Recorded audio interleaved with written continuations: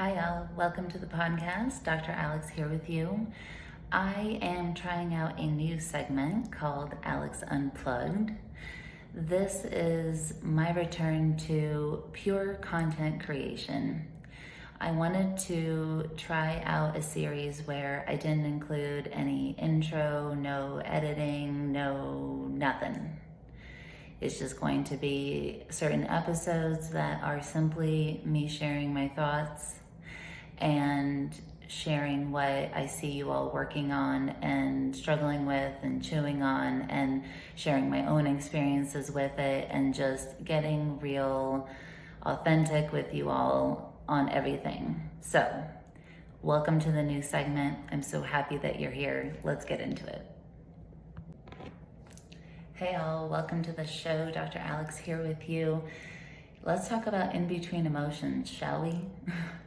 In-between emotions are a very sneaky form of sabotage, in my opinion, that I have recently come to know and see so clearly. And so it took me such a long time to get there that I wanted to share here on the podcast, because every single person that I talk to now, I realize how much we all deal with this, that there's this unique problem that has been created. For one, the emotional body is by far the most underrepresented in terms of resources in our society. The physical body gets a lot of notoriety. Everyone talks about working out and getting sleep and the importance of food and whatever, right?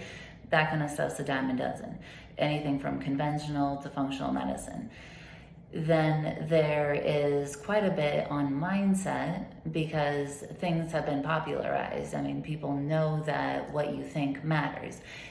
Emotional body, though, and energetic body are a lot more nebulous. And so collectively, we are still catching up to ourselves in this regard. That means that most of us are under-resourced in the emotional body and the energetic body, but that's a topic for another day. And because of that, we don't learn about emotions for the most part, and we don't have a lot of great role modeling in terms of how to actually do it. So here on the podcast, though, we have talked about emotional processing. We talk about activating and deactivating emotions, that activating things are emotions like anger. It makes you want to scream or yell at somebody, right? And then deactivating emotions are things like despair. You want to crawl into bed and you want to cry. Not a lot of action in that. So with that, we then tiptoe into frank emotion. So when you're actually angry, right, we can learn to do things like take a energetic walk, maybe scream into a pillow, crumple up Play-Doh, or rip up a piece of paper. We can express those emotions in a safe way, in ways that are not directed towards somebody and does not induce feelings of guilt and shame when unwanted behaviors follow.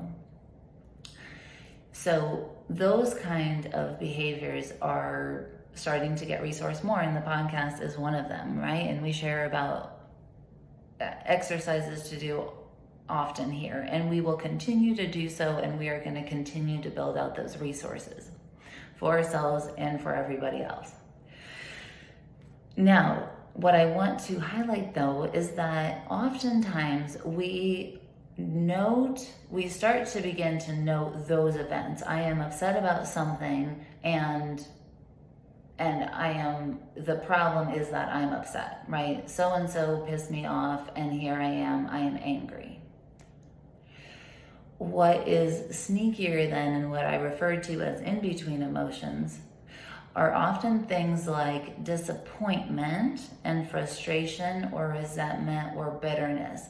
They tend to be more mid-range negative emotions. And what happens is that we have our focus not on the emotion. So the in-between state of the emotion is that we are disappointed in something. So let's say we set a goal in our business to hit 10 grand a month or 5 grand a month. And then we don't meet that goal. Often our focus is on the fact that we didn't hit the goal. So our mind tends to go to mindset things and then physical body things. What can we actually do? What techniques can we try? What strategies can we use? What business mentor do we need to listen to? What freebie are we gonna use? What podcast plan are we gonna do? What hashtags do we use? Whatever, right? The problem is that in that moment, we are fixated on the problem as it is happening, but actually what we don't realize is that the in-between emotion of frustration is the actual problem first. So the in-between problem is that when we're frustrated or we're bitter and we're like, screw the Instagram algorithm, I've been putting all this work, nothing's happening, and the resentment builds, trying to take action on the goal itself to make the 5K months, to make the 10K months, the 20, the 100K months, all those, and you can't see resources. You can't think clearly enough to see possibilities. You're not going to reach out to people in that energy and be like, what can we do? Right? You might reach out to people, but it's going to be like, how do I get you in there? How do I get you to do it? How do I make you understand that it comes from a place of force? It comes with the energy of do it so that I can get my 10K or my 5K and my 100K to prove who I am to myself. Right? That energy tends to repel people like nobody's business. And so from that place, we often cannot see that the in-between emotions are the first problem that we have to deal with. That is at the heart of it. So whether it's an in-between emotion or if you actually do get kicked fully into despair and you're like, let me just shut my whole business down, or I'm not cut out for this. Who I am is not good enough, right? Even if you're all the way down there, that is the first and only relevant problem that you have at that time, right? At that point, I've come to realize with myself, that is the hard stop. The business stuff will need to wait until I deal with the in-between emotions problem that I'm having. Because until I liberate myself from the confines of the pain that I'm feeling, my perspective is way too low. You all who have been around here on the podcast know our Empire State Building analogy, right? Whether you're in the lobby or you're in the observation of the Empire State Building, the GPS is gonna say, you're in the Empire State Building.